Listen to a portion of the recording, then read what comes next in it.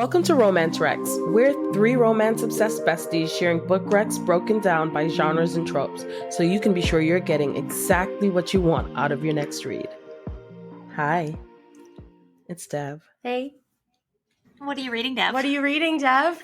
Fuck, golly! Every week it's the same thing. It's like I don't know what I'm doing. It's like I've never done this before. You're new here. It's fine. I'm so new here. Sorry, guys. It's only been a year. Hire. I know. This episode coming out marks exactly a year that we've been putting out content. So crazy. Oh but my anyways, gosh. what are you reading?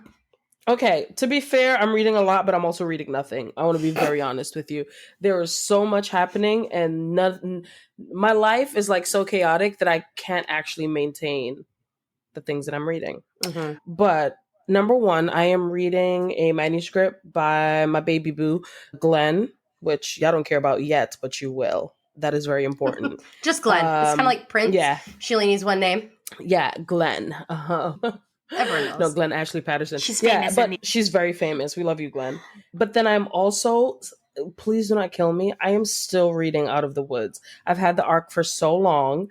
I am still reading that book because I didn't expect it to be as emotional as it is. And Hannah, I will send you my therapy bill, you evil woman.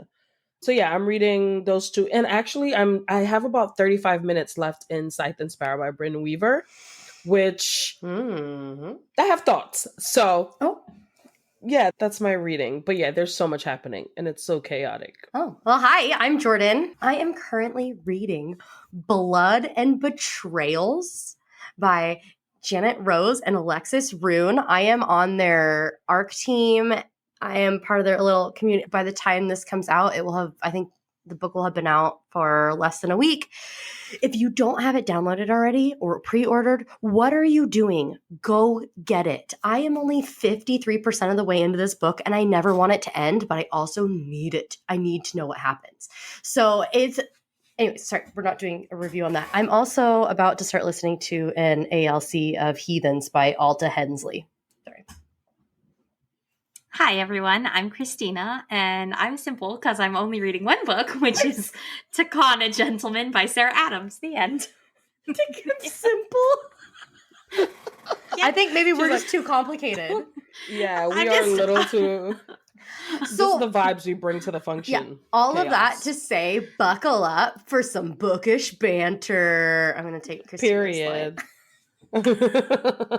Buckle strapped in my child seat. So today's very exciting because our theme for the episodes, for the books we're going to recommend to you guys before we get into these quotes, is fake dating, which we haven't done before, and I'm very excited. I want to hear the recs that you guys have. I'm excited to share mine. But yeah, to our listeners, if you really love the fake dating trope, this is definitely the episode for you because we've got a bunch of recs for you to kind of satisfy that need, if you will. If you liked The Wedding Date, if you like 10 Things I Hate About You, basically if you are a millennial, you grew up with a lot of rom-com fake dating. Yeah. A lot of angst. Yeah. Yeah. So this is that episode for you. But I would like to share my quote. I think I need to go first because I fear mine is sad. Okay. I know. I want to get it out the way. I'll sit back with my I'm sorry. Both of you were like, oh, God. Okay. My quote is actually from one of the books I'll be talking about tonight, which is Spiral by Balcabra. It is the second book in her, it's not Off-Campus series. I can never remember the name of this series. Please hold. Hey, I want to say happy birthday to future me because tomorrow's my birthday in this world. In the future. So yeah. Happy birthday to me. Happy birthday, Jordan. Happy birthday future you. 30, level 34. We're making Love it. that for you. Thank you. Love that for you. Okay, so back to my quote. I'm sorry. Unhinged already. So the book is Spiral by Balcabra. The series is Off the Ice. This is book 2 in that series. It's a hockey romance, so if you love a hockey romance, it's good. This quote specifically, though, Sage, who is the female main character, is one character that I feel like insanely connected to. I feel like I've never read a character as me-coded as Sage. And in this quote, Eli is basically telling her that she doesn't Like, he wants to help. She doesn't have to be so tough. And this is what he says. First, he says to himself, "This is a speech I might have practiced in my head a few times because Sage is allergic to help. You set up your life to never have to rely on anyone. But when you've come to a point where you need to, you're angry about it. Why can't you let me do this one thing for you?" When I tell you, I was boohooing, crying, because the thing that he does really was so helpful, but her pride, her defense mechanism did not allow her to see how helpful it was. She lashed out about it.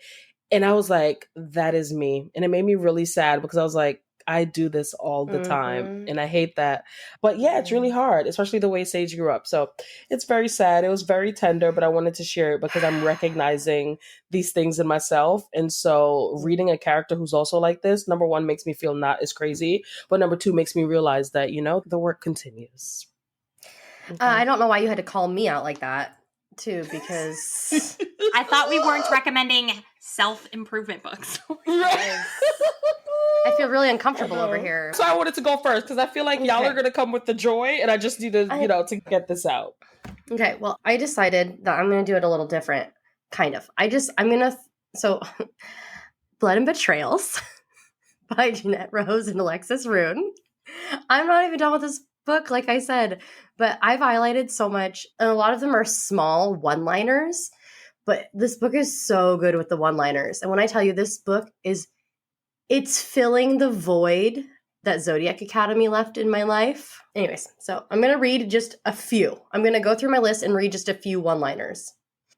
Gross. The idea of a guy being anything other than a bastard is probably the most unbelievable thing I've ever heard. True. Yeah. Great destinies are not for the present. They are for the distant future. I love that quote. I'd like it in the present, though.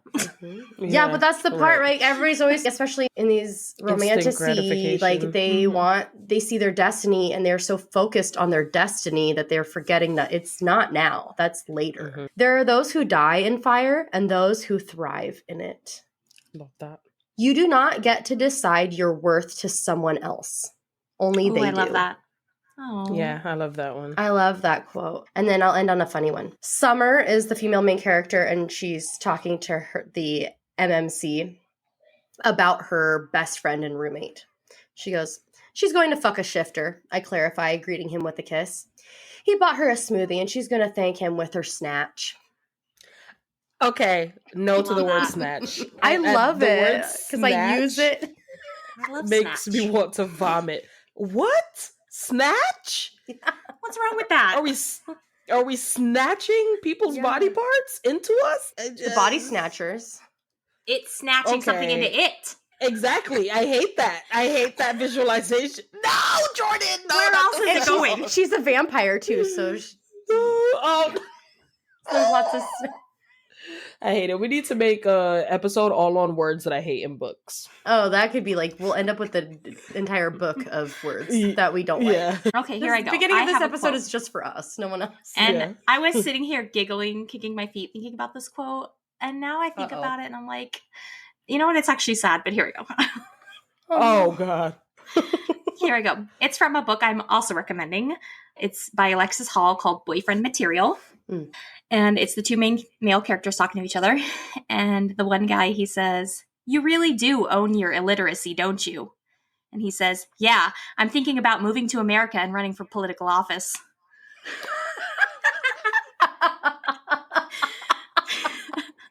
Love it. I cannot. That's actually really funny. I'm sorry. Should I laugh? I feel like that was supposed to be funny, right? Yeah, and isn't this like Regency? No, is that one Regency? Oh, it's not? No, but it takes place in London, so yeah. Okay. Mm-hmm. I mean, everything in London is by default Regency, so. Oh my God. That is so funny. Everything in London is Regency. Yeah. Is it not? I don't think so. I feel like... It's a time period. Yeah, London is a time period. What? No, Regency is a time period. London is stuck in the time period of Regency. Anywhere that's still got a king and a queen, it's giving a regent. I don't Even know. Japan. Okay. Absolutely. I think if you have a king and a queen, so. Fake dating. you're in Regency. So fake dating. I'm really excited for this. Thanks for your quote, everybody. That was fun. So my first recommendation of the day is The Fake Out by Stephanie Archer. This book 2 in Vancouver Storm series. I think I recommended the first one in a different episode last year, like the sports episode. Behind the Net. Yeah. So this is book 2. The FMC is boy obsessed. And we meet her in the first book, but these are all like interconnected standalones. She's really big into body positivity, and she teaches yoga, and she's really big on making it accessible for all body types and all people. And she has a rule for herself. She doesn't hook up with the same guy more than once. Her ex, who hurt her very bad, is coming back to town because he just got drafted onto the team, the Vancouver team. And when he comes, she kind of freaks out. She has a moment and she wants to make him jealous. And what better way to do that than with his long-time rival, who is also on the team. So when the ex moves to town, she gets back at him by fake dating his teammate, Rory Miller. I mean, with a name like Rory Miller, you know, he's a bro, but like a hot bro. Okay. Rory. This story is full of body positivity, very witty banter, really hot smut, and just the greatest MMC. Yeah, Rory is top tier book boyfriend material. So it's very supportive in all the best ways. No red flags. Oh, wow. Yeah, but still interesting. Which is, I feel... That's crazy. No red flags, but, it's still interesting. It's still interesting. He's the green flag guy. I realize how that sounded, but I just mean like in literature. That's a very Jordan comment, though. Yeah, well, I did make it. Anyways, The Fake Out by Stephanie Archer is really good. I don't want to say too much of it because I don't want to give too much away. There you go. Someone else. Take it away, please. Okay. The Fake Mate by Lana Ferguson. This book has my absolute favorite subgenre of all time, which is Omegaverse. And it's actually one of the best published Omegaverse stories I've ever read. I'm usually an AO3 Omegaverse girly, so I'm an expert on these things. So this was refreshing to read one that's published that actually managed to do it fairly well. So this story follows Mackenzie, who's a young ER doctor. She's hiding her classification as an Omega because she wants to be recognized for her work as a doctor instead of for what she is. Unfortunately, her grandma keeps pestering her about bringing home a boyfriend. So to kind of appease her grandma, she asks this grumpy cardiologist, Dr. Noah Taylor, to be her fake date. And this happens to work out perfectly because Noah just got called to work or to the board of the hospital to explain why he's an unmated alpha and didn't put that on his paperwork when he signed up for the hospital. Anywho, that's part of their world. Anywho, she agrees to be his fake date so he can still work for the hospital as a cardiologist and so she can appease grandma, right? And so they decide they have to keep up this ruse, being seen outside the hospital, entering and leaving at the hospital at the same time, or people are going to not believe they're a mated pair. So they're going out on public dates and everything's fun. And then bam, out of nowhere, her blockers stop working and she goes into heat at work. Yeah. And there just happens to be an alpha there that maybe could help her, right? Like beat breaks. I know. And so he takes her to like a ski lodge that's middle of nowhere alone. And they stay there for a week. It's great. Yeah, I love this. I know. And then they come back and are still working on their fake dating and wondering if it could work out, if they can keep up all the fun things that go with the fake dating. It's a funny and spicy book, grumpy and sunshine vibes, and Omegaverse. So you really can't go wrong. Mm-hmm. Yeah, I read this one and I enjoyed it. I did. I was kicking my feet a little bit. Yeah, it was a fun little read for sure. Yeah. What about you, Dev? I know. My first fake dating rec is going to be A Love Like the Sun by Rhys M. Nielsen. I'm not sure if I've spoken about this, but I feel like I've read a quote from this book or I've mentioned that I was reading it before, but I don't think I spoke about it too much, but I really love this. It is one of my least favorite tropes, which is friends to lovers. Oh. I know, I don't typically love friends to lovers, but I really enjoyed this. And I read this last year, I think, but I wrote a little synopsis of what it is. Best friends Lanai and Isaac have always ignored the simmering chemistry between them. But when Lanai and her mom are at risk of losing their natural hair store business, Isaac steps in. Using his fame to drive business for Lanaya by faking a relationship, the two spend the summer trying to secure an investor for Wildly Green. That's the name of the business. The two quickly realize that the feelings they've been ignoring are now bubbling to the surface, and no amount of reminding themselves that it's fake and they're just best friends will save them from the fallout. It was really cute. Two black main characters. It's like black love, very black. Loved it. Rissa's writing is like so beautiful. It was nice to see parts of my own life in a story, just like random things like Lanaya does Isaac's hair, or her mom used to do Isaac's hair, and just having him sit down on the floor and they're like greasing his scalp, and I'm just like, wow, that's plucked right out of my life. So that was really nice. I really enjoyed it. The cover is so beautiful for this book as well. But yeah, I'm typically not friends to lovers girly, and this had it. It's not super spicy. I'm gonna give this like a 2 on the spice scale. You do get a little, and it gets a little like crazy, but the spice is not the main thing. Their friendship and their love unfolding is definitely the main beat of the story. But it was really beautiful, and also pretty funny because he's famous and she's just like a little wallflower who wants to stay home and run her business. She's just a girl. She's literally just a girl trying to survive, and like everywhere she goes now, everyone's like, that's Isaac Jordan's girlfriend. Oh my goodness. She's with Isaac Jordan. And she's, please. I've known him since we were children. Oh, yeah, it's name really drop. cute, but yeah, she's who, Isaac? But yeah, I definitely suggest people read it. It's just a beautiful little story.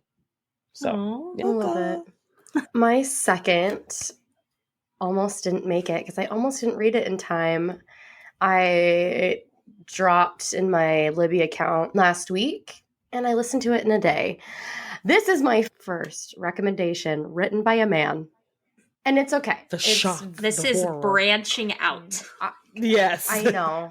This may be the first on this whole podcast. That's Don't worry, it's queer. I think so. It's queer. I think so. I think it might be the first. It's okay. It's called The Fake Dating Game by Timothy Janowski. You might have seen it around. It's got a cutesy cover, like they're on a game show.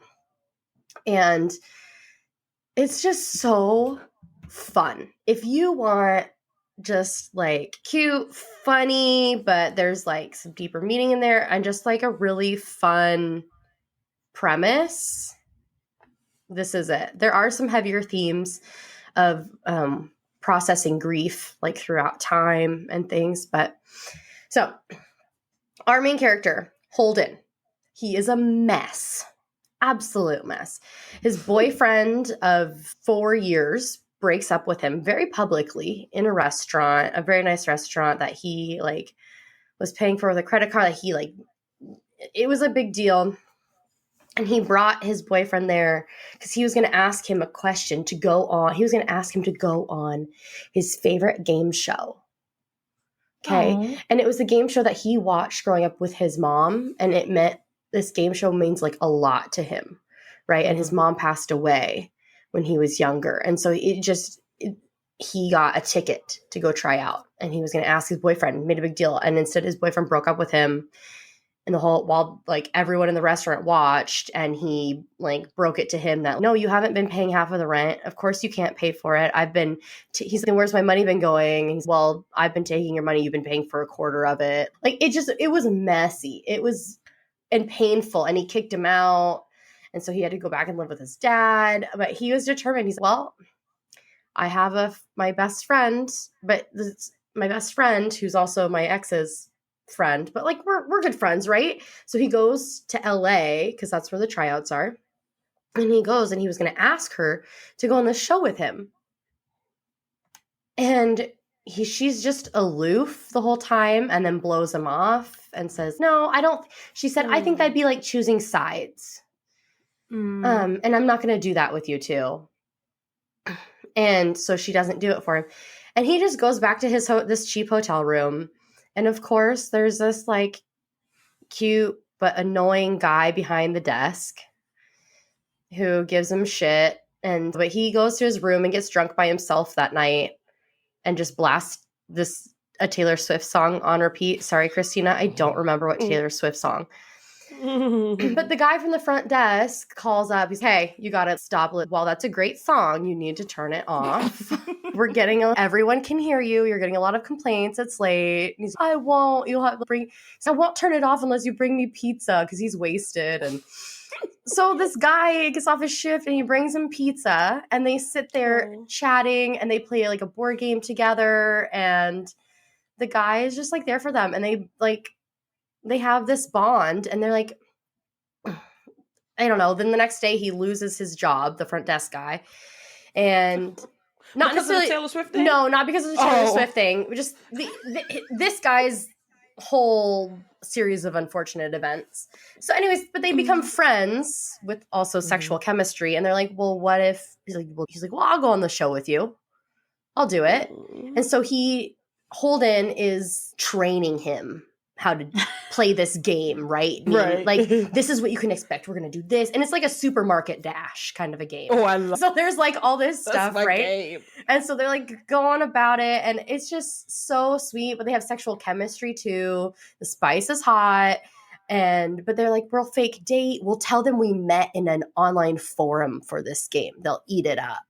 And of course, they kind of fall for each other. But they both have their own separate baggage that they really have not... they haven't come to terms with yet. And so it's them trying to resolve things, but also figure out where they are with each other. But the way it's handled is so beautiful and it's not frustrating and it's honest and upfront and it's just really great. No, I love that. So, and I love me a game show. I know. It was so fun. And it was a big part of the story. I was going to ask that because I need the game to be front and you see them on the game. They're doing ridiculous things. They're like behind the scenes. Oh, and I didn't even I don't know if I want to ruin that, but there is a surprise when he gets to the show to film about who's there to compete against him. Oh! Dun, dun, dun. Interesting. Wow. Okay. Yeah. Well, That's what we have here. Well. If it isn't the consequences of your actions. Wild. Okay, my next recommendation is also a queer romance. Boyfriend Material by Alexis Hall. And I think she's a really great queer representation author. I really loved this book. This book is actually one of the funniest books I've ever read. Seriously. It follows Lucian O'Donnell. I want to say that right. Lucian. It's not the American way. They said that Americans say it wrong. Lucian O'Donnell, who is the son of two famous rock stars in England. And he has a hard time maintaining his good public image. The paparazzi always seems to catch him in a bad light. And he has some emotional damage because he had an ex-boyfriend who sold him out to The Sun, which is a popular rag newspaper in England, for $50,000. Sold his story out to him. And so that was bad. And so he doesn't want to date anymore. But he's always going and doing hookups and getting drunk and on drugs and stuff. And so the paparazzi's always snapping pictures. And anywho, so he's at a risk of losing his job he really loves, which is my favorite thing ever. He works at a nonprofit for people who are trying to save dung beetles. I kid you not. I had to research how important dung beetles were to ecology after this book. It's true. Oh, it is true. It's a real thing. Okay. It's a real thing. Without dung beetles, we wouldn't have any plants left in the world. So you can thank the dung beetles and this character for saving them. I feel like I've actually read something where that was like a main thing in the book too. Everyone save the bees, but you need to save the dung beetles too. So just so you know. Period. Okay, anywho. Wow. He's going to lose his job if he doesn't fix up his image in the media. So he 911's his gay friends in his chat. They have a gay friend chat, right? And I need a fake date ASAP. And his friends, don't worry, I have someone I can hook you up with. And he's not that stuck up snooty guy who's a lawyer.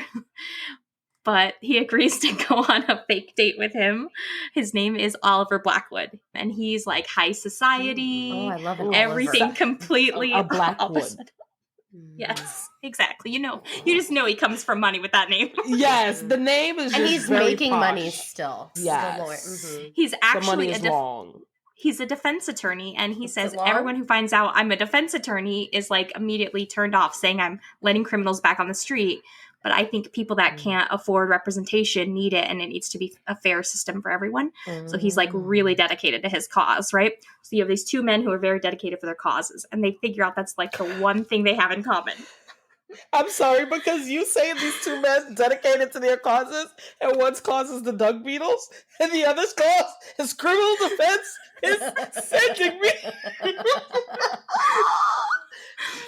Please continue. I was like, not the cause being very different.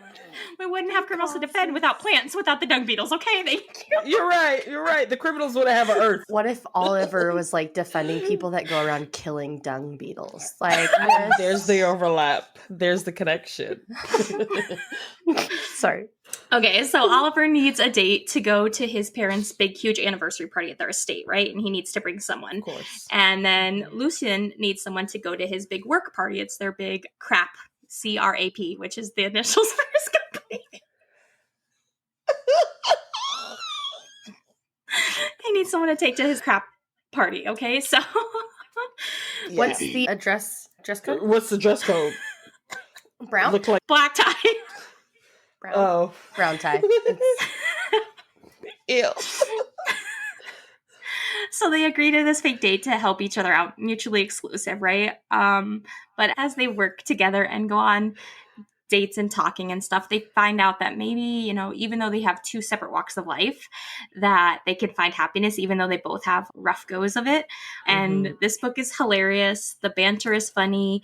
The representation, there's like literally every type of representation you could ever imagine represented in this book. And it's just not just thrown in there for good like for just no good reason. Like it's all represented fairly and equally. And I love that.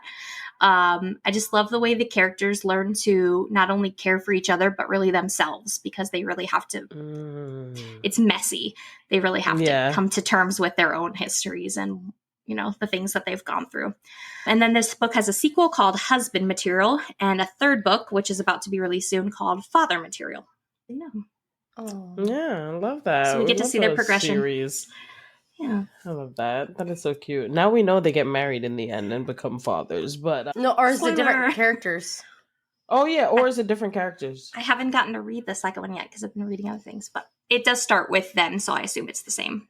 Oh. Well, that is interesting, to know and then to watch them in because I feel like it's very hard as a writer to make your characters grow, and they will have to change in contemporary when you're not like bringing in new worlds or things like that. Exactly. Yeah. So that's actually really interesting. Cool. Yeah. Good share. And the name of that book again? Boyfriend Material by Alexis Hall. Right. Boyfriend Material. Boyfriend, husband, and then daddy. I mean father. Also daddy. Anyway, moving right along. Daddies. Two daddies. My next... D squared. Oh, that's a brand. D squared is a brand. Don't sue me. My next rec is actually going to be a series that I know for a fact I've mentioned before on this podcast, but I'm going to mention it again just for this specific. Take a Hint, Danny Brown is book 2 in the Brown Sisters trilogy, and each sister kind of gets their own vibe. This is definitely the fake dating book. Danica Brown is a PhD student. She is very much chasing like academic renown. She is in it for the plot. Like she really wants to see what having all these accolades is going to bring her. But also that's her focus. She previously had a relationship with a woman go terribly awry. And so she's kind of just written relationships off. Regardless of the gender, they're a waste of time. That's her vibe. Y'all are going to distract me from my work and I can't have it. Get out of my life. Scram. However, she is a girl with needs. Enter... Zafir Ansari. I think that's his name. Yeah. Zafir, he's an ex-rugby player, and he now works security at the college where Danica is studying / teaching. And one fire alarm happens where they get placed in a little bit of a predicament. He is seen rescuing Danica from the building that is not on fire. And the video of him bride style carrying her goes viral. And now everyone has hashtagged them Dr. Rugby Everyone, the entire world is invested in their story. What's going on here? The ex-rugby player, like he's a recluse, he disappeared, and look, he's back. And then who is the doctor with him? What a baddie. What they realize is that they can have a mutually exclusive relationship because the paparazzi, the fame, the attention is actually aiding Zaf's charity for kids. Where he teaches them rugby and stuff and life skills. He has a charity, and the charity's getting so much attention and just money and resources that he loves the publicity, even though he's like a little bit of a recluse, right? But he'll do it all for the charity. Danica wants to get laid. Okay, Danny just wants to get laid. So she's, yeah, lie for kids. I'll do it, babe. Pretend we're in a relationship. Absolutely. No feelings, but let's like scratch this itch because we have chemistry. You know what I'm saying? And if you've ever seen rugby players' thighs. Thick. Okay. This also takes place in London. You know, I'm keeping the London connection here for us. But yeah, it does take place there. So obviously rugby. Well, I guess it could always be a straight. Anyway, moving along. Their relationship is so funny because Danny also, with being super hyper focused on her goals, she lets things fall to the side. She like doesn't realize that, hey babe, loosen the reins a little bit. You can enjoy this life. And then Zaf is actually secretly a hopeless romantic, so this might not be the best situation to be in a fake dating situation. You know, emotions and feelings. Yeah, so when you have two people who are looking for very different things come together, they kind of have to find a middle ground and decide if they want to walk away from each other and just call it what it is, or if Danny will allow herself to come back to the land of dating and spending your life with someone. Oh. That's awesome. Yeah, I really loved it. And it's, sorry, I didn't say who it's by, but it is Take a Hint, Danny Brown by Talia Hibbert, who's one of my favorite writers. She's just so good. Her banter is actually diabolical. It's so funny. And it does get spicy. So Love it. Yeah. With those thighs, I hope so. Right? And the thighs are mentioned. The thighs and the booty, I'm sure, are mentioned on Zaf like multiple times throughout the book. That's why I watch rugby. That's why we all watch rugby. Are we watching it for the ball? Not that ball. Oh my God. You went into that knowing where you were going. You went into that like, how do I talk about their balls? Like, how do I? I did. I think I set myself up for How can I bring up genitalia? Genitalia, Jesus. On that note, if you were a fan of the 2005 motion picture The Wedding Date, starring Deborah Messing and Dermot Mulroney, this next one is for you. This one, I would say, went viral, but it got very mixed reviews. I feel like I saw a lot of negative things about it, which made me not really care to read it. But then I got a special edition on accident through the Bookish Box. The Spanish Love Deception by Elena Armas. Went ahead and when I finally read it, because it became available on Libby, and I'm like, perfect, I can just listen to this one day. It was so good. I don't know what people were talking about. And I love the movie The Wedding Date. This is like the same thing, only set in Spain. And instead of hiring a male escort, she brings a coworker. It's a classic tale in literature. Catalina is panicking because she told her mom that she's going to bring her boyfriend home to Spain for her brother's wedding. She lives in New York currently for her job. Her ex and his fiance will, of course, be there and are in the wedding party. So that's kind of one of the reasons why she panicked, right? There is no boyfriend for her to bring.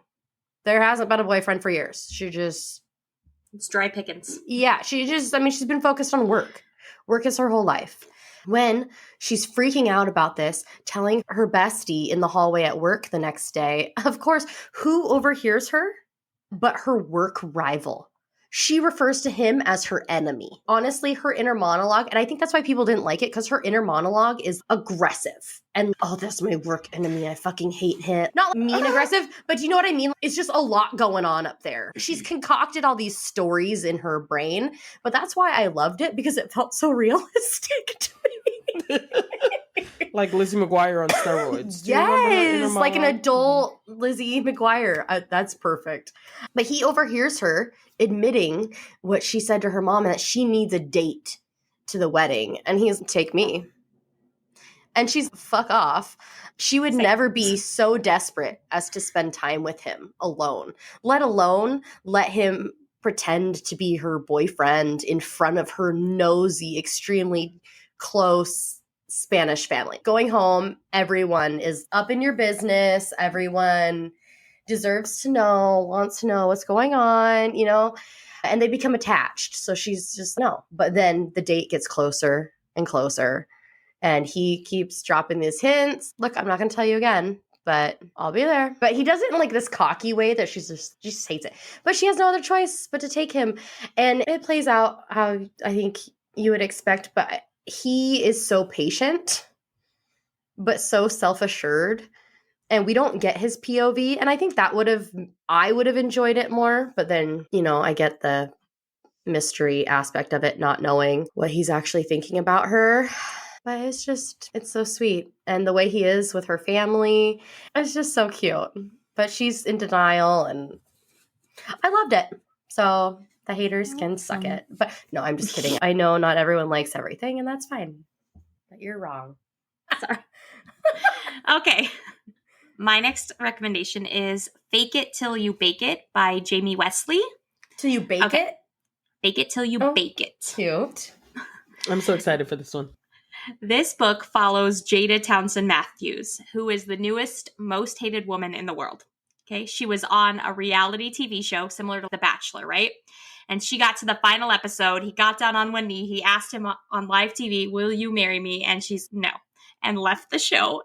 Okay, on social media, people are just ripping this woman to shreds. She can't even leave her house because anytime she's in public, people are approaching her, yelling at her, calling her mean names like, "Why did you turn down that poor doctor? He was so perfect and you're just a spoiled brat," right? So she can't go anywhere. She even tries to go shopping to cheer up because, you know, shopping cheers people up, but she just gets approached by Christina. Christina. Exactly.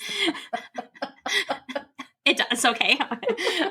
So she gets approached by someone who says mean things to her. So she decides, her and her friend, that they're going to go drown their woes in this local bakery down the street, right? This cupcake bakery, right?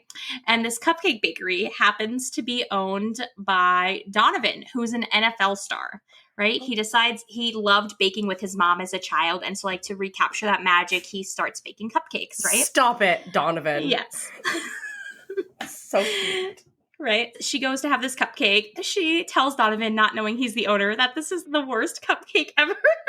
Oh my God. Even though it's the best cupcake ever, she refuses to say that to him because he's here. If you don't like it, I'll let you have it for free and stuff. So he's trying to drum up business, right? Anywho, it's like a rough situation. But also at the same time, she's really rich. She's got a trust fund, but her parents have shut her out of her trust fund because she's like 28. She has never had a job. And she's like flouting around to different things, like being a DJ in Europe and this and that. And her parents are like, "You got to settle down and do something. You have to work for, yes, you have to work for 6 months in a solid job. Then you can have your trust fund back, right?" Anywho, she ends up getting a job at this bakery with this guy. Naturally. Yes. And of course, eventually someone finds her there. The media finds her there. And they're like, "Why didn't you marry this perfect doctor?" She like pulls Donovan in for a kiss. And she's, "Because I've been in love with this guy all along. Of course I couldn't marry someone else." Donovan's as shocked as the media. He's like, "What's happening?" This poor guy. Run, dude, run. Oh my God. He's just holding his cupcakes. He's like, "What?"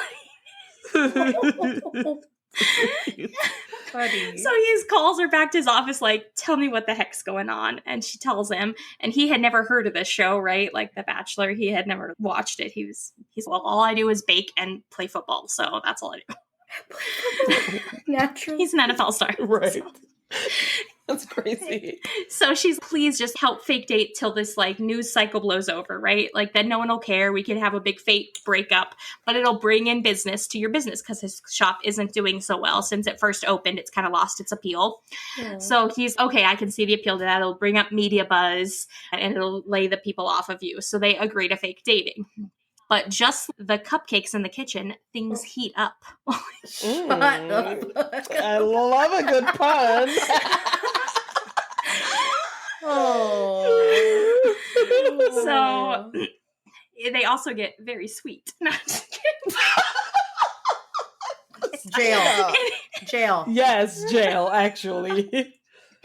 Anywho, yeah, things Anywho. progress with their fake dating relationship, and you have to see how it goes. But I will say this is a trilogy because there are 3 NFL owners of this bakery. There are 3 co-owners, and each one follows a different owner and their situationships. So Wait, NFL meets Relationship. bakery is just wild to me. Why? And the fact that they're spending time in the bakery, not just like owning it and making appearances is wild. Like actually baking. The most of it is in the bakery, which she also can't bake for shit because she's been the spoiled girl her whole life. She's never even made toast.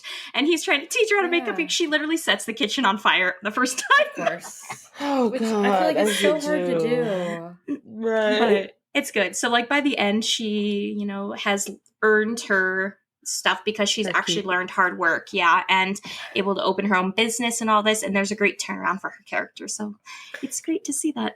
She goes from never having a job to opening her own business. That is crazy. Terrifying. Yeah. But yeah, the cover of this is so cute. So that's why I wanted to read it. So I'm glad you read it. So and it does sound like it was very cute. It sounds fun. Yeah. Like a fun little read. Yeah, like a little bit of chaos. This is what I love about fake dating, though. I feel like you have to have at least some form of humor. You have to have at least some form of chaos. Like you said, you need chaos. You have to have some humor. necessity event. And you have, and then it all is going to come to a head when there's too much tension. And we haven't really talked about the trope as a whole, but that's what I love about fake dating is like the denial of what's happening or the unsure, like I'm feeling this, but they aren't. I don't want to like make them uncomfortable, but are they feeling it? That's so fun. The pining. I love that. Yes, the pining, the yearning. Or the oh shit moment when they're like, oh no, I have feelings. Yeah. Like, oh, you caught some feelings. Yeah. It'll go away. It'll go away. Right. Let me ignore it. We're just this ends on September 3rd, 1963. Yeah. 63. It's just whatever. They like pick this arbitrary end and then stick to it. And so they feel like compelled to stick to the and please relax. That's my favorite part of it, but also the most annoying because y'all do realize you're human beings, right? Like, if you're catching feelings right now, it's okay that this doesn't end on November 2nd. Like it's all right that you keep going. So dramatic. Yeah, because you literally made up this date. Oh, you don't have to follow what's gonna happen if you don't. Right. I mean, but that's the good part about it. Okay, my next rec is also about a bakery, which is thanks for that layup. This is Make a Scene by Mimi Grace, and the cover of this book is like one of my favorites. It's just so cute, so adorable. Basically, we have Retta Majors, who, I mean, talk about a bad day. She's having a bad life because her ex and her cousin are getting married. And she has a bakery. And everyone in the family is just basically side-eyeing her, like waiting for her to be like, to have feelings about the ex and the cousin getting married, to lash out or be upset and angry. And she's kind of just, look, we got to get past this, people. Like, but no one believes that she's calm and fine about it. Her life may be in shambles, but she wants to move past it. Yeah, it hurts. It sucks. Does she want to see them parading around? No. She wants to get past it. So the only way to do that is to find someone new. Enter Duncan Gilmore, who literally has a boxing gym down the street. Duncan Gilmore? Duncan Gilmore. And he owns a gym? You guys. Yeah. We need a whole episode on just names because... Yeah. Wow. Duncan Gilmore, he owns a boxing gym down the street. When I tell you he's a player, he's a player. He's not with anyone more than once. He's not looking for a relationship. He doesn't want to be like swept up in anybody's drama, but he meets Retta and he's kind of like, all right, fine. When she propositions him, he's like, all right, I'll do it.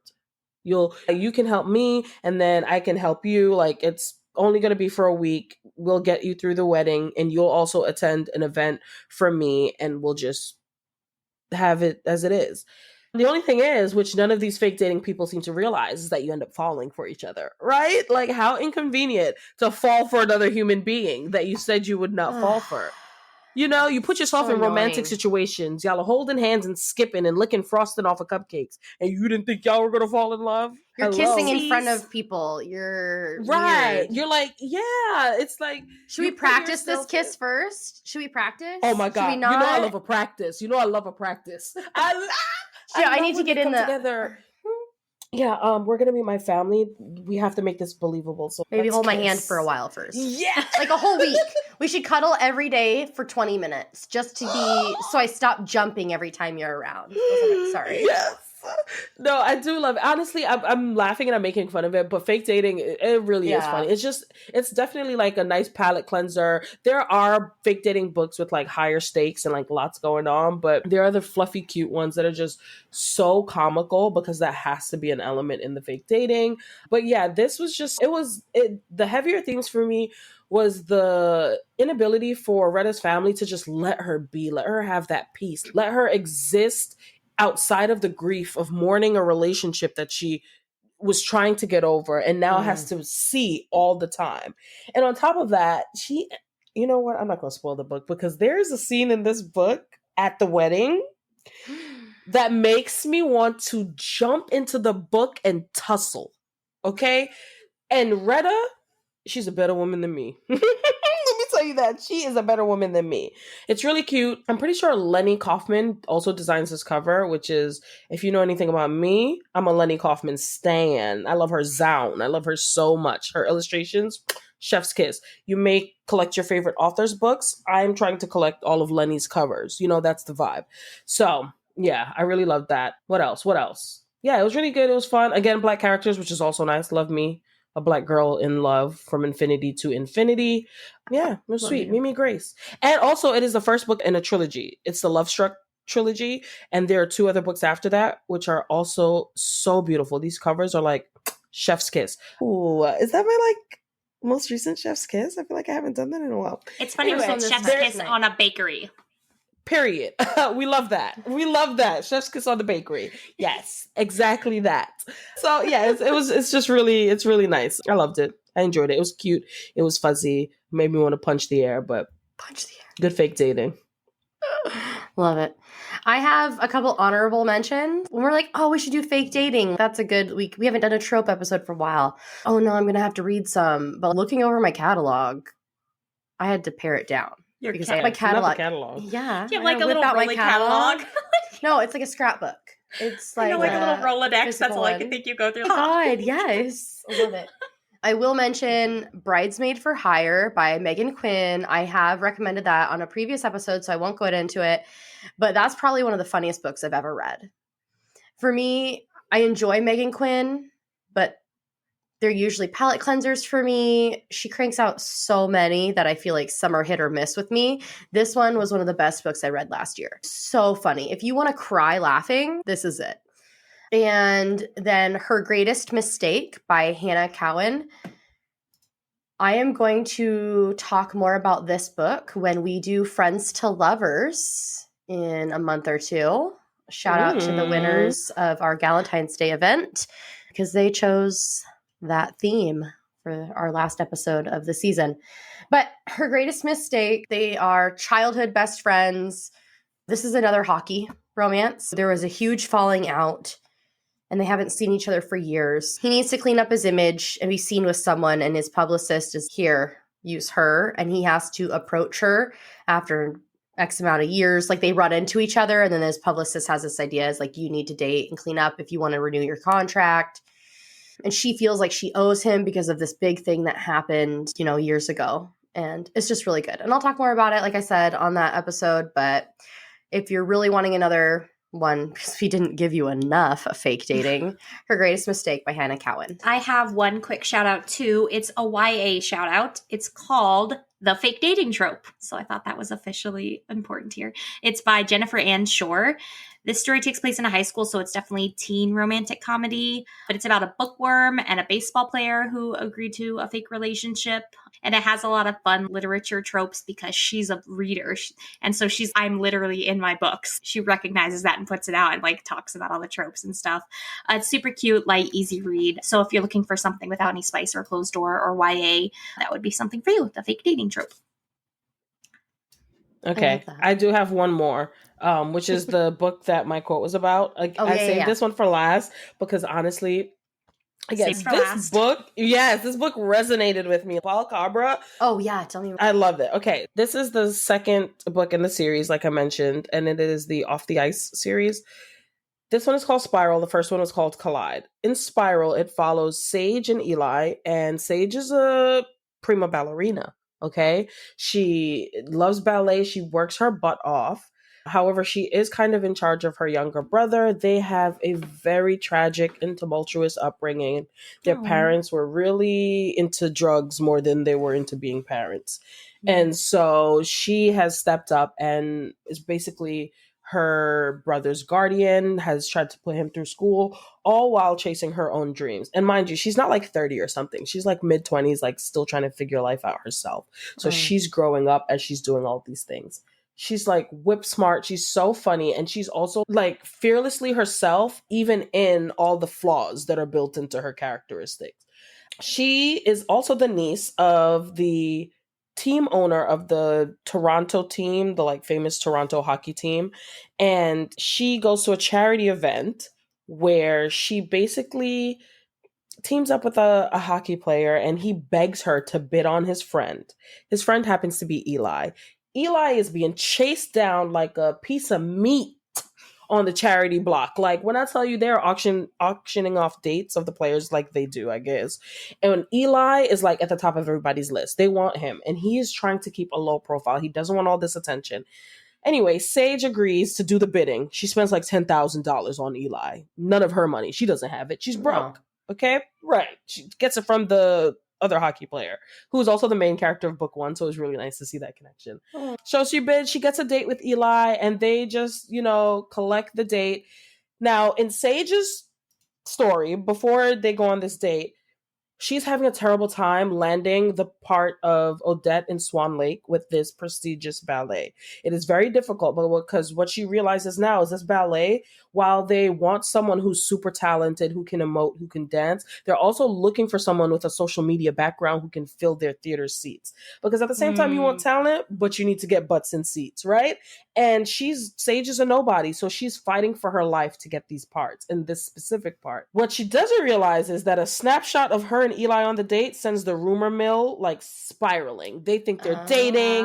Now all of a sudden she's of intrigue, right? I forgot we were in fake dating, so I was like, "Oh, it how is are they gonna get right. I was like, "Where is it gonna go?" It's going fake, right? What Eli gets from this is because this is the strangest thing about this book. When you meet Eli, he's very sweet, he's kind, he's timid, he's shy, he likes to be in control, and you start to notice that very early. But it's not, you're like, oh, that was weird. But you keep reading, but he's still very calm, very shy. However, the media has painted him as this like hooligan with women. He's like a player. He's a bad boy. The man just minds his business. He walks into his hotel room and there's naked ladies in there. He can't control that people are selling out his room number. He's not doing anything with them. He's kicking them out. But the paparazzi don't care. All they could talk about is Eli's a player, all these things. And basically when Sage proposes that they date, obviously it's for her benefit for the ballet, but for him, she's, I can help you clean up your bad boy image. Maybe have these women stop chasing you into your hotel room. Or at least some of them. Hopefully. Some of them, right. Hopefully. Yeah. He shuts her down. Beneficial. He shuts her down. Nope. Oh. Eli not having it. He shuts her down. No, that's stupid. I don't have time for this.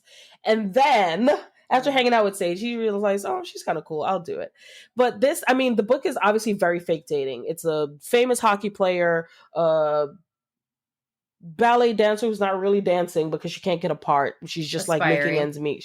Aspiring. It has a lot of like heavy themes from her grief with her family. His background, he's adopted and he loves his adopted parents, but his father is like horrific. His birth father is horrific. He's a drunk. He extorts Eli in this book. And so they're both battling their own things. But when they're together, they are just magic. And my favorite part of this book, the fake dating is great.